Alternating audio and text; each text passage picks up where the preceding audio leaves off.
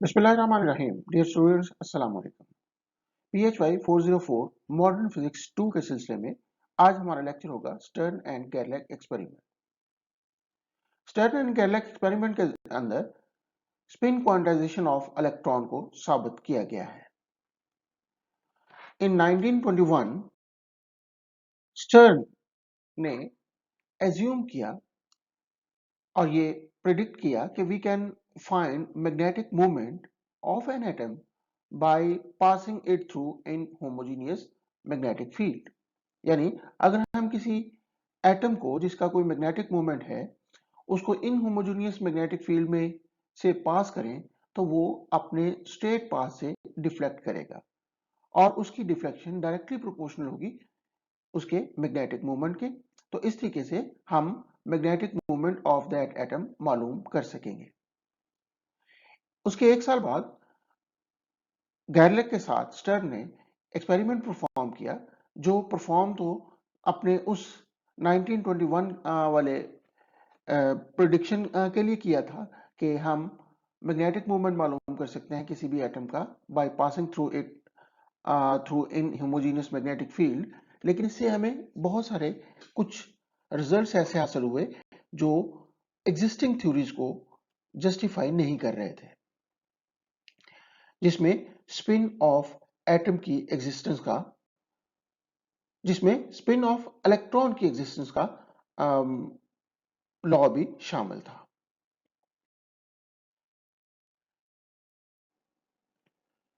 चूंकि electron revolve कर रहे होते हैं around the nucleus, they have certain loop of currents around the nucleus, so they may have certain magnetic moments.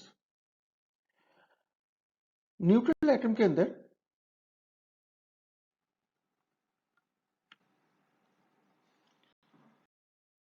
तो ये हमारे पास जो फोर्स हासिल हो जाएगी वो डायरेक्टली प्रोपोर्शनल हो जाएगी म्यू बी के, क्योंकि partial B Z over partial Z is constant. यहाँ पे लेंथ और काइनेटिक एनर्जी भी कांस्टेंट कंसीडर करेंगे, तो जितना म्यू बी की जेड कंपोनेंट होगा ज्यादा होगा उतना ही हमारे पास उस पर फोर्स ज्यादा होगी, और फोर्स ज्यादा होने का मतलब उसकी डिफ्लेक्शन भी उतनी ही ज्यादा होगी। तो इस तरीके से हमारे पास जो डिफ्लेक्शन है वो माइनस जेड से प्लस जेड के दरमियान कुछ भी हो सकती है अगर हम क्लासिकल बिहेवियर कंसीडर कर लें।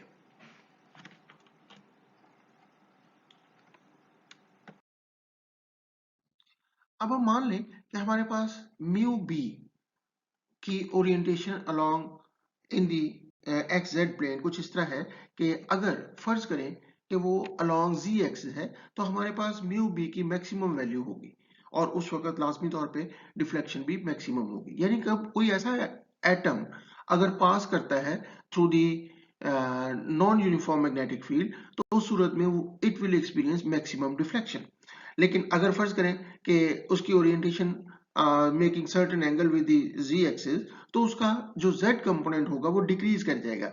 इसी तरीके से अगर करते करते हम उसकी डिफ्लेक्शन जो हमारे पास इनकमिंग एटम है उसका मैग्नेटिक मूवमेंट की डायरेक्शन अलोंग एक्स एक्सिस होगी तो उसका z कंपोनेंट 0 होगा। और इसी तरह अगर हम उसकी डिफरेंट ओरिएंटेशन को देखें तो वो नेगेटिव म्यू बी तक उसकी मैक्सिमम वैल्यू जा सकती है। तो इसका मतलब ये होगा कि हमारे पास जो मैग्नेटिक मूवमेंट की वैल्यू होगी वो प्लस म्यू बी से माइनस म्यू बी तक हो सकती है अलोंग जेड एक्सिस। तो अल्टीमेटली जो फोर्स हो सकती है वो मैक्सिमम प्लस जी से माइनस जी तक हो सकती है। डिफ्लेक्शन उसकी प्लस जी से माइनस जी तक हो सकती है। अब इस तरीके से हमारे पास जो क्लासिकल प्रिडिक्शन ये है कि एटम स्क्रीन के ऊपर प्लस जी से माइनस जी तक कहीं पर भी डिपॉजिट हो सकता है। आमतौर पे ये स्क्रीन एक मेटल प्लेट होती है जो कि लो टेम्परेचर पर रखी जाती है कि जैसे ही high temperature atom of silver वहां जाके टकराता है तो वहीं पे डिपॉजिट हो जाता है, फ्रीज हो जाता है। लेकिन अगर हम उसका टेम्परेचर को लो नहीं रखेंगे तो कुछ वक्त के बाद वो जो इंसिडेंट एटम की बीम है वो प्लेट का टेम्परेचर बढ़ा सकती है, जिसकी वजह से वहां पे मेल्टिंग शुरू हो जाएगी और हमें उसकी एग्जैक्ट साइड का पता नहीं चलेगा कहां पर वो एटम्स आके टकरा रहे हैं।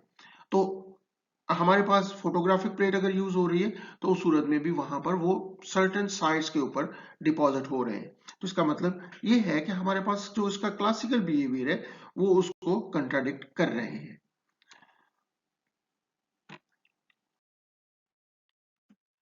तो इस तमाम डिस्कशन की बेस पे हम कह सकते हैं कि हमने बी को नॉन यूनिफॉर्म रखा है अलोंग जेड एक्सिस और बी का along Z axis gradient uniform है।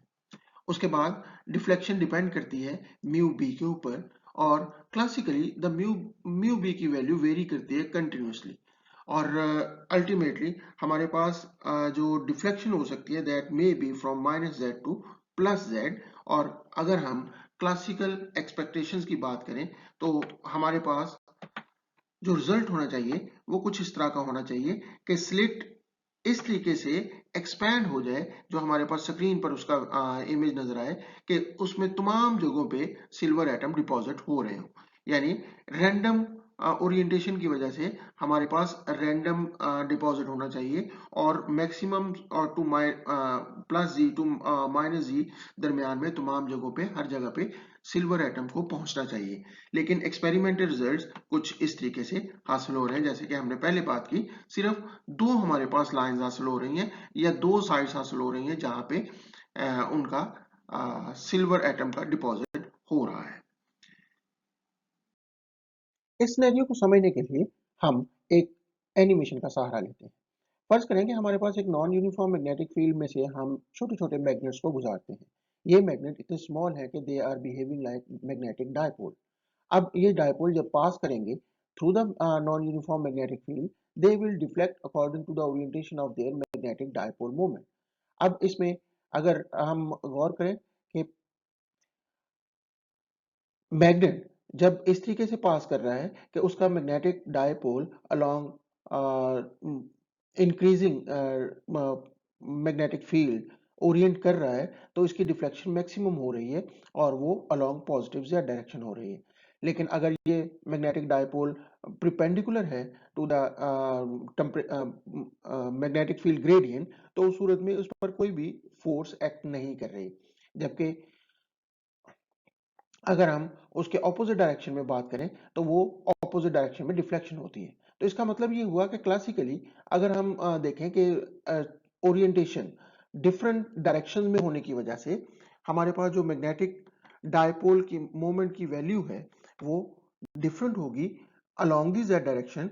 तो यहाँ पे मैक्सिमम डिफ्लेक्शन से लेकर जीरो डिफ्लेक्शन और फिर अगर हम देखें तो नेगेटिव मैक्सिमम डिफ्लेक्शन की तरफ जा रही है। तो इस तरीके से क्लासिकली हम एक्सपेक्ट कर सकते हैं कि हमारे पास जितने भी सिल्वर एटम्स होंगे which are randomly oriented magnetic dipole, तो वो अगर उनकी dipole moment due to their orbital motion है तो वो तमाम स्पेस को ऑक्युपाई करेंगे। और इस तरीके से जब वो तमाम स्पेस को ऑक्युपाई करेंगे तो हमारे पास पैटर्न यूनिफॉर्म पैटर्न हासिल होना चाहिए जिसमें तमाम जगह फिक्स हो।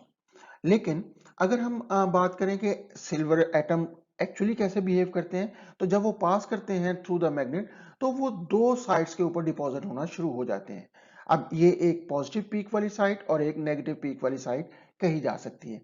इसका मतलब ये हुआ कि हमारे पास ये जो डेपोजिशन है वो सिर्फ दो जगहों पे हो रही है, या हम ये कह सकते हैं कि ये हमारे पास सिर्फ दो ओरिएंटेशन यहाँ पे मुमकिन है। यानी हर एटम या तो स्पिन अप या तो एक डायरेक्शन में जाएगा या फिर दूसरी डायरेक्शन में जाएगा, दरमियान में वो कहीं पर भी नहीं जा रहा। तो इसका मतलब यहाँ पे क्वांटाइजेशन तो हो रही है। हमारे पास जो डायपोल मोमेंट है या आप ये कह सकते हैं कि जो सिल्वर एटम है उनकी मोशन में due to their dipole moment because of deflection in the magnetic field quantization तो है, लेकिन यहाँ पर सिर्फ दो जगह दो तरीकों से क्वांटाइजेशन हो रही है। Either they are depositing on one side और on to the other side, यानी या तो वो इस डायरेक्शन में डिपॉजिट हो रहे हैं या यहाँ पे डिपॉजिट हो रहे हैं, दरमियान में कहीं पर भी वो डिपॉजिट नहीं हो रहे। तो इट मीन्स कि हमारे पास जो क्वांटाइजेशन मौजूद है उसका रीजन मैग्नेटिक डायपोल मोमेंट हो सकते हैं, that may be due to orbital motion. लेकिन अगर वो ऑर्बिटल मोशन की वजह से होता तो अल्टीमेटली हमारे पास ये सारा स्पेस फिल्ड होती, दरमियान में गैप्स ना आते।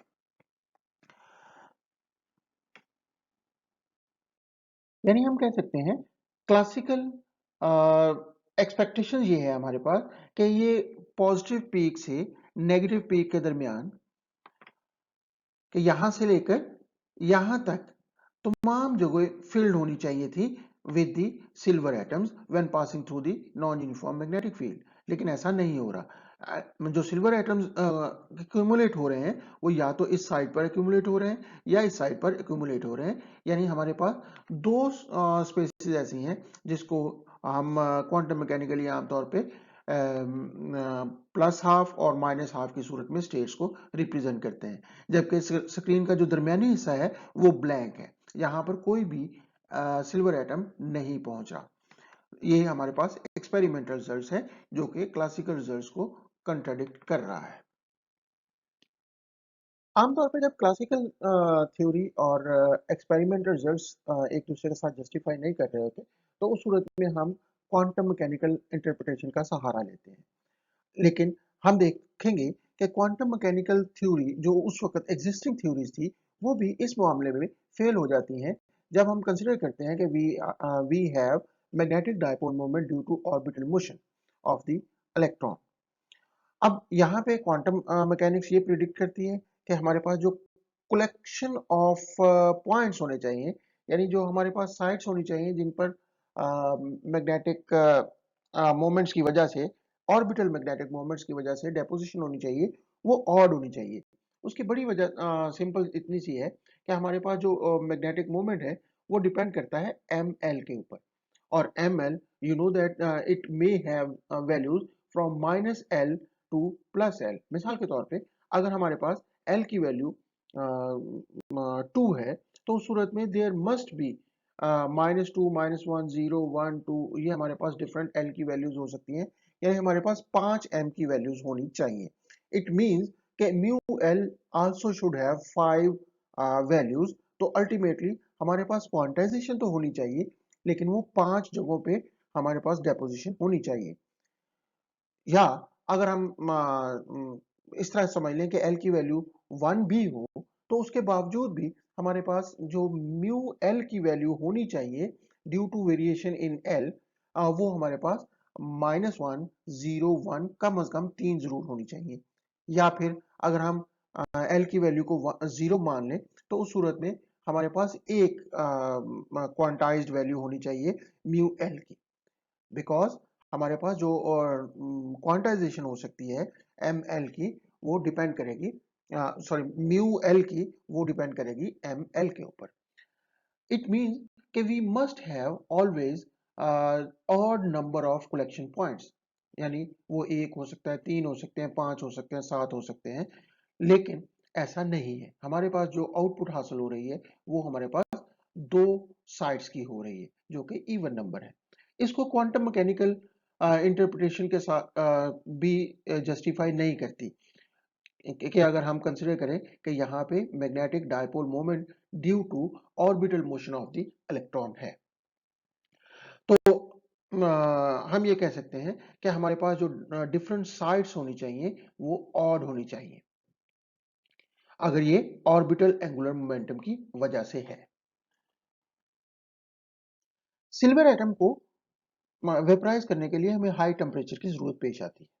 तो इसलिए हो सकता है कि हम कुछ ऐसी एक्साइटेशन का बायस बन रहे हो जिसकी वजह से वो हमें कोई एक्स्ट्रा मूवमेंट पैदा हो रहे हैं जो हम इग्नोर कर रहे हैं। तो इसके लिए फिर 1927 में टेलर एंड फिप्स ने एक एक्सपेरिमेंट परफॉर्म किया विद हाइड्रोजन एटम। और हाइड्रोजन एटम ऑलरेडी बहुत लो टेम्परेचर पर एटोमाइज हो जाते हैं तो उसके लिए फिर एक्साइटेशन ग्राउंड स्टेट में हम कंसिडर कर सकते हैं कि एटम मौजूद होंगे when performing the experiment are passing through the non uniform magnetic field, और उस वक्त आई की वैल्यू जीरो होगी। अब ग्राउंड स्टेट में अगर आई की वैल्यू जीरो, सॉरी एल की वैल्यू जीरो होगी। अब ग्राउंड स्टेट में अगर एल की वैल्यू जीरो है तो हम ये कह सकते हैं कि it must have a single deposition side, यानी वो बिल्कुल सेंटर में उसको जाके टकराना चाहिए, क्योंकि एल की वैल्यू जीरो होने का मतलब म्यू बी की वैल्यू भी जीरो होगी। अब लेकिन जब हम एक्सपेरिमेंटली परफॉर्म करते हैं with the hydrogen at low temperature, तो हमारे पास वहां पर भी रिजल्ट वही हासिल होता है जो कि दो डेपोजिट साइड्स ही हासिल हो रही हैं। इसका मतलब ये है कि हम ऑर्बिटल मोशन के साथ तो हम इसको एक्सप्लेन नहीं कर सकते, तो हम कुछ ना कुछ मिस कर रहे हैं इन ऑल द सिचुएशन जो हम अभी तक इग्नोर कर रहे हैं। तो हम ये कह सकते हैं कि ये जो क्वांटाइजेशन हो रही है, यानी दो हिस्सों में बीम का स्प्लिट होना, ये ऑर्बिटल एंगुलर मोमेंटम की वजह से तो हरगिज हरगिज नहीं है। इसका मतलब ये होगा कि फिर हो सकता है कि हमारे पास ये किसी और मैग्नेटिक मूवमेंट की वजह से हो गए। तो क्या ये न्यूक्लियर मैग्नेटिक मूवमेंट की वजह से हो सकती है? Because nucleus also have positive charges proton. अगर ये न्यूक्लियर मैग्नेटिक मूवमेंट है तो क्या उसकी वजह से ये डिफ्लेक्शन दो साइड्स पर हो रही है? तो लाजमी तौर पे अगर ये वजह है तो प्रोटॉन इसको कॉज कर रहे होंगे। अब अगर प्रोटॉन कॉज कर रहे होंगे तो जो उनका मैग्नेटिक मूवमेंट होना चाहिए that should be equal to E H cut over 2m, where capital M is the mass of the proton. लेकिन ये जो हमारे पास मैग्नेटिक मूवमेंट हासिल हो रहा है थ्योरेटिकली और मैथमेटिकली, ये इस m की वजह से विच इज वेरी लार्ज बहुत ही स्मॉल हासिल हो रहा है। जो एक्सपेरिमेंटल रिजल्ट्स हमें हासिल हो रहे हैं वो मैग्नेटिक मूवमेंट इससे तकरीबन 2000 गुना ज्यादा है। इसका मतलब ये है कि इतना डिफरेंस नहीं हो सकता एक्सपेरिमेंटल रिजल्ट्स और थ्योरेटिकल रिजल्ट्स में। अगर हम उसको with in experimental error range में देखें तो ये नहीं हो सकता। तो इट मीन्स कि E H cut over 2m, where m is the mass of the proton, can not be the magnetic moment which is causing the deflection of the beam of the silver atoms. अब जैसे मैंने पहले जिक्र किया कि ये तकरीबन 2000 गुना ज्यादा मैग्नेटिक मूवमेंट की वजह से डिफ्लेक्शन हो रही है। तो इट मींस कि न्यूक्लियर मैग्नेटिक मूवमेंट इस क्वांटाइजेशन का बायस नहीं है। तो फिर यहां पे आइडिया ऑफ स्पिन आता है। आइडिया ऑफ स्पिन से मुराद ये है कि हम एक जिस तरह एक बॉल की बात करें कि बॉल स्ट्रेट लाइन में मूव कर सकती है, वो ऑर्बिट में रिवॉल्व कर सकती है, और उसके साथ साथ वो अपने एक्सिस के गिर्द भी रिवॉल्व कर सकती है। जस्ट लाइक कि हमारे पास जिस तरह अर्थ है वो सूरज के गिर्द रिवॉल्व कर रही है, उसके साथ साथ वो अपने एक्सिस के गिर्द भी स्पिन कर रही है। बिल्कुल इसी तरीके से हम कंसिडर कर सकते हैं कि मे बी कि हमारे पास जो इलेक्ट्रॉन्स हैं दे आर आल्सो स्पिनिंग। अब 1925 में गाउस्मिथ और ओलेनबेक ने पोस्टुलेट किया कि electron can have intrinsic spin angular momentum. यहाँ पे बात इंट्रिंसिक स्पिन एंगुलर मोमेंटम की हो रही है कि हम ये कह सकते हैं कि ये ऐसी प्रॉपर्टी है स्पिन की जो इलेक्ट्रॉन के साथ एसोसिएटेड है और उसके बगैर इलेक्ट्रॉन नहीं हो सकता। यहाँ पे जो इंट्रिंसिक का लफ्ज है ये बहुत अहम है इस सेंस में कि अगर हम जैसे सपोज करें कि एक आदमी से बंदा पूछता है कि उसने ग्रेजुएशन कर ली है, उससे पूछता है कि वो उसको गाना आता है, तो पॉसिबल है कि उसने सीखा हो, उसको आता हो, पॉसिबल है उसने ना सीखा हो, उसको बिल्कुल भी ना आता हो।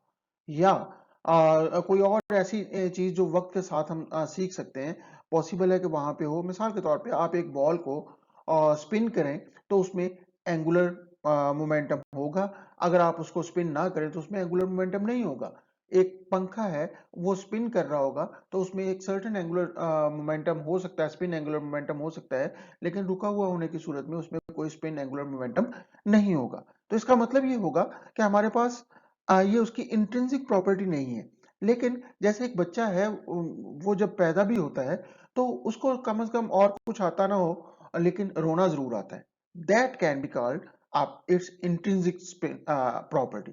तो बिल्कुल इसी तरह हम ये कह सकते हैं कि इलेक्ट्रॉन के अंदर एक इंट्रिंसिक स्पिन हो सकती है which can cause that angular momentum, और उस मैग्नेटिक मोमेंट की वजह से हमारे पास जो डिफ्लेक्शन हो रही है वो मौजूद हो रही हो। और इस तरह के हमारे पास जो रीजनिंग है इसने इलेक्ट्रॉन स्पिन को जन्म दिया। अब इंट्रिंसिक एंगुलर मोमेंटम किस वजह से होगा, वो हम सिंपली कह सकते हैं कि it is the intrinsic property of electron कि इट विल स्पिन। हम ये कह सकते हैं कि ये मुमकिन नहीं है कि इलेक्ट्रॉन हो और उसमें स्पिन ना हो, या स्पिन और इलेक्ट्रॉन एक दूसरे से अलग नहीं हो सकते।